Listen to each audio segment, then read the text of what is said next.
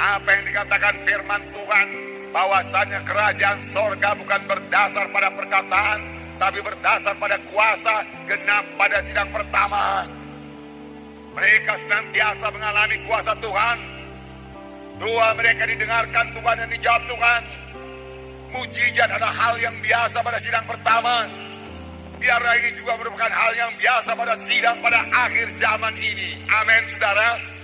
Biarlah kita merindukannya, biarlah kita memintanya. Karena semua itu adalah perbuatan Roh Kudus yang masih bekerja sampai sekarang ini. Sungguh benar apa yang dikatakan oleh Tuhan Yesus sebelum dia naik ke sorga. Tetapi kamu ini tunggulah di Yerusalem, sehingga kamu diperlengkapi dengan kuasa dari Maha Tinggi.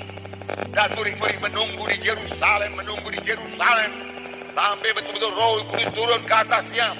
Dan pada waktu Roh Kudus turun ke atasnya, mereka sudah diperlengkapi dengan kuasa dari Maha Tinggi. Dan itu mengubahkan seluruh hidup mereka. Mengubahkan Petrus yang penakut jadi berani. Petrus yang tidak berhikmat jadi punya hikmat. Petrus yang lupakan janji Tuhan, sulit mengerti firman Tuhan, menjadi segera mengerti firman Tuhan dan menyaksikan firman Tuhan. Petrus berubah oleh Roh Kudus. Roh Kudus sangat luar biasa. Oh saudaraku, rindulah senantiasa dipenuhkan dengan Roh Kudus.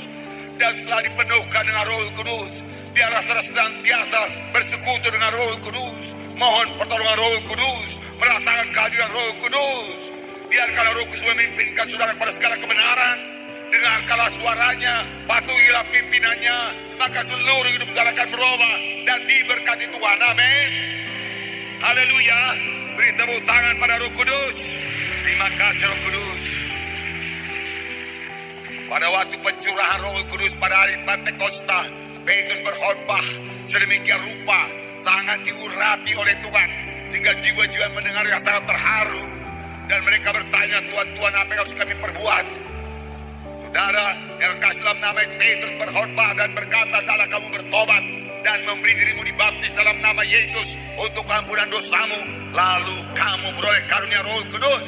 Dan pada hari itu juga 3.000 orang bertobat dan 3.000 orang memberi diri dibaptis. Ini adalah pekerjaan Roh Kudus. Petrus berkhotbah. Petrus tidak takut lagi. Mula-mula dia menyembunyikan diri, tapi Roh Kudus mengubahkan Petrus. Petrus berani. Petrus berkhotbah. Dengan terus terang dia katakan, kamilah saksinya mengenai Yesus yang mati, tetapi Allah membangkitkan dia dari antara orang mati. Dalam hal itu kamilah saksinya. Dia berani buat Tuhan. Rindulah hal seperti ini jadi bagi saudara, jadi bagi kita, jadi bagi anak-anak Tuhan, dan memang harus jadi. Dan Tuhan memang mau membuatnya jadi sepanjang kita merindukannya. Amin saudara. Lapar dan hauslah. Rindukan perkara-perkara rohani dalam hidup kita. Miliki pikiran-pikiran rohani yang memikirkan perkara-perkara rohani. Miliki. Tuhan, aku rindu perkara-perkara rohani Tuhan. Aku rindu urapanmu bertambah-tambah Tuhan dalam hidupku, dalam pelayananku. Aku rindu Engkau mengurapi pemberitaanku. Aku rindu Engkau mengurapi kesaksianku. Aku mau bertambah-tambah mengerti akan firman Tuhan. Aku mau kuasa belinya meletakkan tangan dan seorang sakit orang itu sembuh.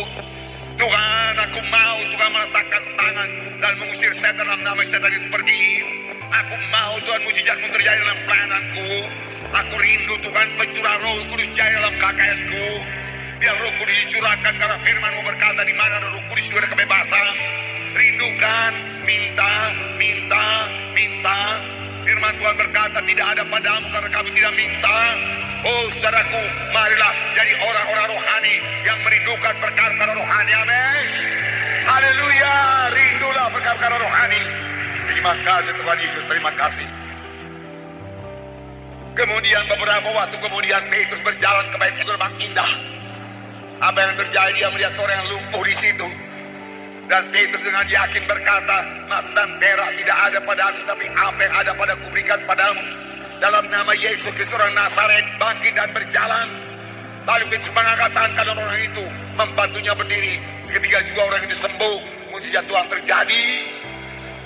Apakah ini karunia rohani mulai bekerja pada Petrus? Oh, rupanya setelah baptisan Roh Kudus ada lagi berkat yang lain.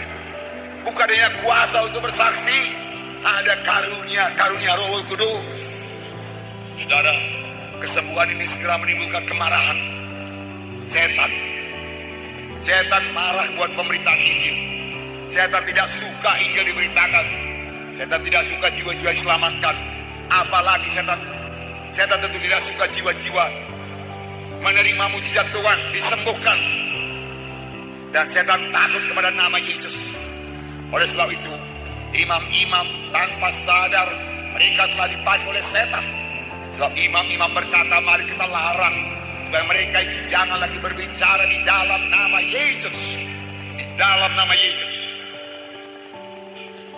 Karena setan tahu bahwa saya dalam nama Yesus ada kuasa. Tetapi juga setan sangat marah. Karena di sini dikatakan, di dalam ayat 4 dikatakan, dalam ayat 2, orang-orang itu sangat marah karena mereka mengajar orang banyak dan memberitakan bahwa dalam Yesus ada kebangkitan dari antara orang mati. Ini sangat dibenci oleh setan. Jiwa-jiwa mengetahui ada kebangkitan dari orang mati.